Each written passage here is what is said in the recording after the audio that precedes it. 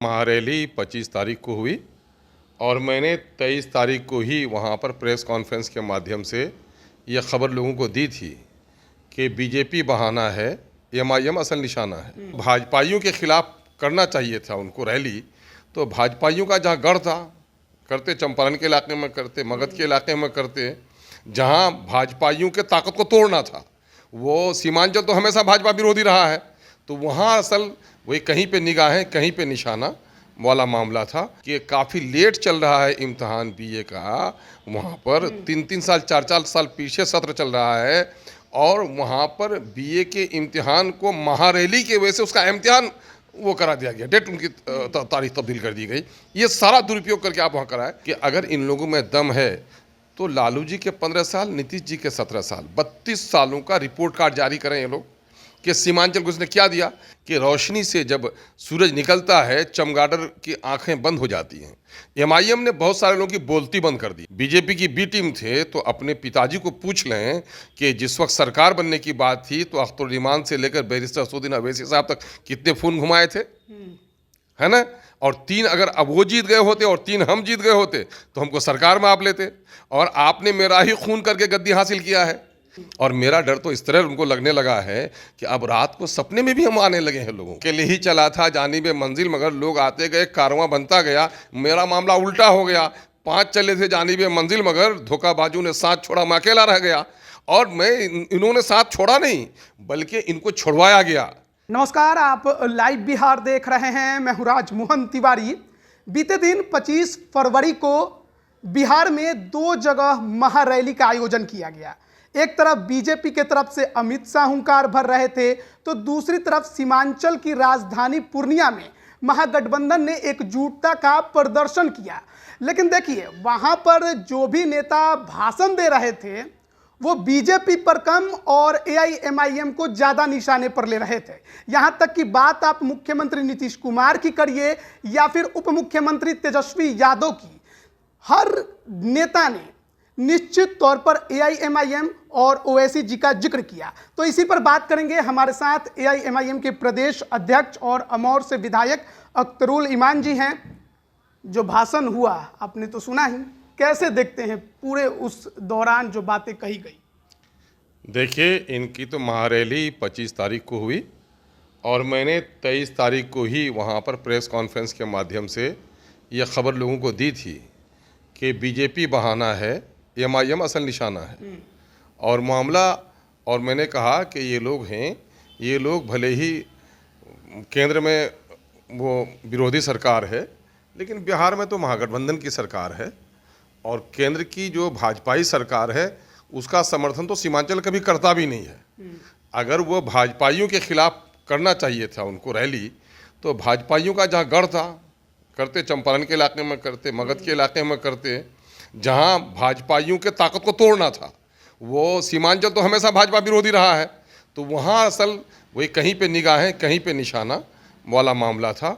और मैंने कुछ सवाल भी खड़े किए थे कि ठीक है भाई, आपके पास सत्ता है, शक्ति है, प्रशासन है, आपने तो वहाँ पर रैली करने के खातिर सत्ता का दुरुपयोग किया, सरकारी सवारी का इस्तेमाल किया, सरकारी संरक्षण का पूरा इस्तेमाल किया, पूरे विभाग को आपने वो करके रखा। हत्ता कि काफ़ी लेट चल रहा है इम्तहान बीए का। वहाँ पर 3-3 साल 4-4 साल पीछे सत्र चल रहा है और वहाँ पर बीए के इम्तिहान को महारैली की वजह से उसका इम्तिहान वो करा दिया गया, डेट उनकी तारीख तब्दील कर दी गई। ये सारा दुरुपयोग करके आप वहाँ कराएं। लेकिन मैंने कहा ठीक है, आपके पास सत्ता है, सत्ते के नशा में तो बहुत कुछ कर जाते हैं लोग, तो आप चलिए, रास्ता भटक के वहाँ चले ही गए हैं आप अगर वहाँ, तो कम से कम सीमांचल की जो जनता है वो शोषित है, पीड़ित है। ये कोई जुमलाबाजी नहीं है हमारी तरफ से। मैं न्याय के साथ विकास वाली सरकार के सामने मैं सवाल करता हूँ और समाजी इंसाफ वाले सरकार से बात करता हूँ कि अगर इन लोगों में दम है तो लालू जी के 15 साल, नीतीश जी के 17 साल, 32 सालों का रिपोर्ट कार्ड जारी करें ये लोग कि सीमांचल को उसने क्या दिया। अगर आप सीमांचल गए तो एक राजनीतिक लज्जा भी होती है कि कम से कम वहाँ के लटकते हुए फूल हैं, वहाँ पर 40-40 किलोमीटर के अंतराल में नदियों पर पुल नहीं हैं, वहाँ पर मैंने 10,000, अगर चारों जिला को लीजिएगा तो 10,000 लोग विस्थापित हैं। जो बाढ़ से विस्थापित हुए हैं उनको बाढ़ नियमावली के अनुरूप अपने कोई मुआवजा, कोई राहत आपने नहीं दिया। वहाँ पर अलीगढ़ यूनिवर्सिटी का मसला है जो आज तक ज़मीन पर नहीं उतर पाया। और सबसे बड़ा मसला ये है कि कथनी और करनी में फ़र्क नहीं होना चाहिए। डिप्टी चीफ मिनिस्टर साहब ने वो किया था, सीमांचल की ज़मीन गवाह है, वहाँ मुनाफिक किस्म के लोग, झोला ढोने वाले नेता चुप रहे हैं, लेकिन आम जनों की ज़बान पे है कि उस वक्त तेजस्वी जी ने कहा था कि सीमांचल के लोगों हमको वोट दो, ये बिरयानी वाले भाई साहब हैदराबाद से आए हैं, इनकी मेहमान नवाजी कर दो और इनको जाने दो, मेरी सरकार बन जाएगी तो आपकी जो की लड़ाई है कि सीमांचल पिछड़ा है, पलायन है, मजदूरों का हब है, सरकारी नौकरियों में हिस्सा नहीं है, और सरकारी आंकड़े भी कहते हैं कि पूरे बिहार में प्रति व्यक्ति आय भी उसी जगह का कम है, तो मैं आपके लिए सीमांचल डेवलपमेंट काउंसिल जो आप लोग चाह रहे हैं मैं बनाऊंगा। तो आपके हुकूमत में आए हुए तो साढ़े 6 महीने से ज़्यादा हो गए, तो आपको जब वहाँ आ गए तो आपको तो अपना वादा याद आना चाहिए था, लेकिन कोई वादा याद नहीं आया। डिप्टी चीफ मिनिस्टर ने अपने भाषण में कहा कि बीजेपी की बी टीम। हाँ, वो कहने दे। सवाल ये पैदा होता है कि रोशनी से जब सूरज निकलता है चमगादड़ की आंखें बंद हो जाती हैं। एमआईएम ने बहुत सारे लोगों की बोलती बंद कर दी है। एमआईएम सत्ता के लिए नहीं लड़ती है, एमआईएम इंसाफ के लिए लड़ती है। बीजेपी की बी टीम थे तो अपने पिताजी को पूछ लें कि जिस वक्त सरकार बनने की बात थी तो अख्तरुर्रहमान से लेकर बैरिस्टर असदुद्दीन अवैसी साहब तक कितने खून घुमाए थे, है ना। और 3 अगर अब वो जीत गए होते और 3 हम जीत गए होते तो हमको सरकार में आप लेते, और आपने मेरा ही खून करके गद्दी हासिल किया है। चलिए मेरी बात छोड़िए, लेकिन सीमांचल के मैंडेट का आपने अपमान किया है कि जीते कहीं से और थे और कहीं और वो चले गए।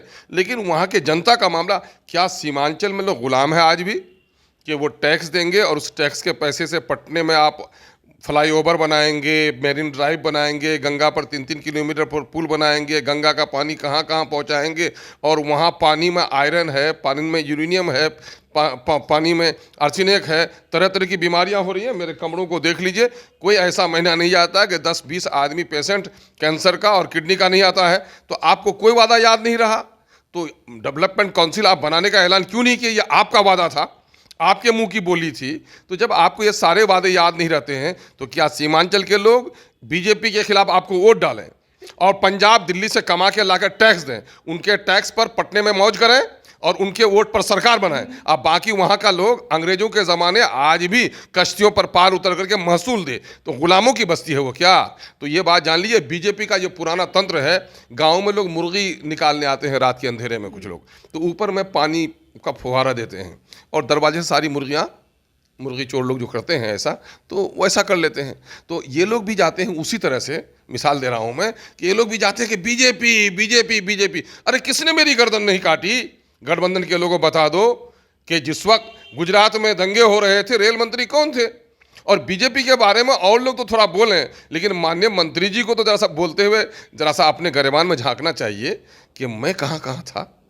ज़रा सा उनको खुद ही, चूँकि देखिए मैं जानता हूँ नीतीश जी के कुछ अच्छे काम हैं, शराबबंदी पर हमने उसका समर्थन किया है ना, ये आदमी मैं अच्छा जानता हूँ, लेकिन राजनीतिक ये भाषा कैसे वो बोले कि बीजेपी का बी टीम हुआ, 4 गो हम तोड़ लेल गए। मुख्यमंत्री जो कह रहे हैं, कुमार जी ने ये कहा कि जैसे ही मैंने बीजेपी का साथ छोड़ा ओवैसी साहब का फोन आया, मैंने बात ही नहीं किया। अरे भाई, ओवैसी साहब का फोन उनके पास शायद हुआ सकता है, अगर नहीं किया है तो मैं कह रहा हूं कि बीजेपी का साथ छोड़ा तो मुमकिन है मुबारकबाद देने के लिए, अरे यही तो मुबारकबाद देने के लिए कि अच्छा हुआ जो बीजेपी का आप साथ छोड़ दिए, मैं मुबारकबाद देता हूं, शायद इसीलिए फोन किया होगा वो। लेकिन चूंकि ये इसलिए नहीं बात किए होंगे कि फिर मैं कल जा भी सकता हूं, तो किस मुंह से बात करूं? इन्होंने ये भी कहा कि मुसलमानों को भड़काते हैं आप लोग। अब मुसलमानों को भड़काते नहीं, मुसलमानों को उनके हुकूक के लिए ललकार रहे हैं, हम भड़काने वाले में नहीं हैं। जब गुजरात जल रहा था, माननीय मुख्यमंत्री ही रेल मंत्री थे और कांग्रेस के लोग उसके साथ गठबंधन में बैठे हुए थे। बाबरी मस्जिद का सारा तमाशा ही उसने किया था। कहाँ कहाँ हम काटे नहीं गए, गुजरात में तो हम काटे गए, कभी बीजेपी को माफ़ नहीं कर सकते। लेकिन मेरठ में किसने काटा, मलियाना में किसने काटा, भेवंडी में किसने काटा, यहाँ पर रांची में किसने, जमशेदपुर में किसने काटा, भागलपुर में किसने हमको दफनाने का काम किया, नीली का फसाद किसके ज़माने में हुआ? अगर ज़बान खुलेगी तो बात दूर तलक जाएगी। इन लोगों को अपने गिरबान में झांकना चाहिए। लेकिन अब हमारे खिलाफ कुछ भी नहीं बोल पाएंगे, चूँकि वो ये चाहते हैं कि माइनॉरिटी के लोग गुलाम बन के रहें। माइनॉरिटी का एक मंत्री तो ठीक से वकालत नहीं कर सका वहाँ पर, है ना। माइनॉरिटी के, अरे माइनॉरिटी का जाके पूछ लीजिए आप, जो लोग राजद में हैं, जो लोग जदयू में हैं, कांग्रेस में हैं, उनके सारे एमएलए और मुस्लिम नेता हम लोग से मिलते हैं। और कहते हैं भैया जब से आप लोग आए हैं पार्टी में थोड़ी इज्जत बढ़ी है, हम लोगों को तो टूल पे बैठा रहे थे, कहीं कहीं आप कुर्सी पर बैठाने लगे हैं। आप लोग जब नहीं थे तो इन लोगों का भय ही खत्म हो गया था। आज तो मैं आया हूं तो माइनॉरिटी की बात कर रहा हूं। आप ये बताओ कि उर्दू जबान बिहार की दूसरी सरकारी जबान है, उर्दू को दफना दिया है इन लोगों ने। उर्दू के टीचरों का ये कहीं हुआ? आज 8 साल 9 साल से बच्चे डंडे खा रहे हैं, 2014 का रिजल्ट हुआ है, डंडे खा रहे हैं, उनकी बहाली नहीं हो पा रही है। उर्दू के जितने यूनिट्स हैं, उर्दू एडवाइजरी कमेटी है, सबको चौपट करके रखा, मदरसा बोर्ड को चौपट करके रखा। 80,000 से ज़्यादा उर्दू के टीचर्स हैं। जिस वक्त बिहार की आबादी 4 करोड़ की थी, उस वक्त उर्दू यूनिट सैंक्शन थे। बिहार की आबादी 14 करोड़ हो गई, उर्दू के यूनिट्स नहीं बढ़े। क्या लगता है कि जिस प्रकार से 2020 विधानसभा चुनाव में आप लोग का परफॉर्मेंस रहा, अब वो डर महागठबंधन के अंदर बैठ गया है कि सीमांचल में उनकी नहीं चलने वाली? सवाल ये पैदा होता है, अब डर बैठा है कि नहीं भाई? हम लोग तो बलवान लोग हैं, हमारी हैसियत तो सांड के बदन पर बगुले जैसी है, दुम हिलाएंगे तो हम मर जाएंगे। लेकिन हाँ, पता लगता है कि कभी कभी रात को हम लोगों ने देखा है कि लकवा ज़्यादा एक बूढ़ा भी रात को अगर खांसता है तो गलत किस्म के लोग रास्ता बदल देते हैं। और मेरा डर तो इस तरह उनको लगने लगा है कि अब रात को सपने में भी हम आने लगे हैं लोगों के, है ना? तो अब न जाने अब उनका क्या भय है। हमको तो कोई भय नहीं, हम तो प्रेम के साथ, हम तो भिखारी की तरह इंसाफ मांगते हैं कि भाई मैं कुछ भी नहीं कह रहा हूँ, मैं आसमान की बात नहीं कह रहा हूँ, मैं आपसे आसमान के तारे और चांद सितारे उतारने नहीं कह रहा हूँ। मैं कह रहा हूँ कि दूसरी जगह गंगा का जल साफ करके भेजते हो तो मेरे यहाँ कम से कम साफ पानी का प्रबंध कर दो। दूसरी जगह पर इतनी सारी एकेडमियाँ यूनिवर्सिटियाँ खोल रहे हो, मेरे यहाँ एक केंद्र की एक यूनिवर्सिटी मिली है, उसको संचालित करने के लिए ज़रा प्रयास कर दो। आप पटने में मेरीन ड्राइव बना लिए हो आँखों को सेकने के लिए कि गंगा के किनारे लोग बैठेंगे और लहरों को गिनेंगे। और 3-3 किलोमीटर पर अभी जान रहे हो आप, यहाँ पर जेपी पुल बना हुआ है दीघा में, और उसी के बाजू में फिर छपरा को और नज़दीक करने के लिए लालू चौक पर जाने के बाद छपरा की तरफ जा सकते हैं आप। लेकिन 6 लेन का पुल बन रहा 3,000 करोड़ से। अभी वहाँ पर राघोपुर को जोड़ने के लिए सबलपुर से फिर वहाँ पर 2,500 करोड़ का पुल बन रहा है। तो क्या सीमांचल के लोग गुलाम हैं कि वहाँ के पुलों में 5 करोड़ 10 करोड़ 100 करोड़ का पुल जो बनना है वो नहीं बनेंगे? वहाँ पर वहाँ आज भी जो हॉस्पिटल नहीं जा पाती हैं, बहुत सारी एम्बुलेंस हमारी बस्तियों में नहीं जा पाती हैं, आज भी दुल्हन पैदल चलकर तब सड़क पर चढ़ के जाती हैं, आज भी लोग केले के पौधों पर और वो कश्ती पर पार होते हैं, साल के 6 महीने में घर में बंद हो जाते हैं। दिल्ली में बेटा मरता है कमाने के लिए, माँ मरती है, उसको कंधा भी नहीं दे पाता सीमांचल का बेटा। बीवी के हाथ में मेहंदी लगे हुए, अभी रंग जो नई दुल्हन का है 15 दिन रंग भी फीका नहीं हुआ है, और मजदूर बेचारा पंजाब में खेतों में काम करने के लिए जाता है, तो क्या गुलाम बचता है? तो ये कैसी आज़ादी, ये कैसे सौगात? क्या हम लोकतंत्र में हमारा हिस्सा नहीं? क्या जमहूरियत में हमारा हिस्सा नहीं? आज़ादी में हमारा हिस्सा नहीं? हमने पूरी लड़ाई लड़ी है। विधानसभा में तो आप पहले 5 की संख्या में बैठते थे, अब तो सत्र शुरू हो गया। अरे भाई, लोग कहते हैं कि अकेले ही चला था जानिबे मंजिल, मगर लोग आते गए, कारवां बनता गया। मेरा मामला उल्टा हो गया, 5 चले थे जानिबे मंजिल, मगर धोखाबाजों ने साथ छोड़ा, मैं अकेला रह गया। और मैं इन्होंने साथ छोड़ा नहीं, बल्कि इनको छुड़वाया गया, भय दिया गया, लालच दिया गया, न जाने कितने में बिके ये लोग। अब वो पुराने किस्से हो गए, मैं उसको नहीं। दुनिया के सारे लोग अगर अपनी आंख बंद कर लें और सूरज निकल जाए, कोई एक अकेला आदमी सूरज को देखकर दिन कहे तो गलत होगा क्या? 24 मैं उसकी परवाह नहीं करता, मैं अकेले हूँ। सच्चाई कभी मरती नहीं है और सदाकत कभी घबराती नहीं है। 24 की तैयारी चल रही है, जिस प्रकार से रैलियों का दौर शुरू हो गया। अब तो कहा जा रहा है कि पूर्णिया की रैली जो थी महागठबंधन की, वो सुपर डुपर हिट हो गई है, तो अब 4 और जगह रैलियां चलने वाली हैं। तो क्या लगता है इसका क्या असर पड़ेगा? अब भाई देखिए, हम लोग तो सच्ची बात है अच्छा करें, उनके अच्छे दिन आए। मुंगेरी लाल के सपनों पर बहुत तबसरा करने की कोई ज़रूरत नहीं है, लेकिन ये बीजेपी जाए, लेकिन बीजेपी की जगह पर जो लोग आए ईमानदारी से काम करने वाले लोग आए। और उनकी क्या लड़ाई है नहीं लड़ाई है, मुझको उससे कोई सरोकार भी नहीं। बीजेपी को फायदा कहा जाता है कि आपके वजह से पहुंचता है, आप अकेले होते हैं। मेरे वजह से बीजेपी को घर घर, आरएसएस को घर घर तक पहुंचाने का काम किसने किया पहले बताइए तो? रेड कारपेट बिछाकर वेलकम किसने किया बिहार में?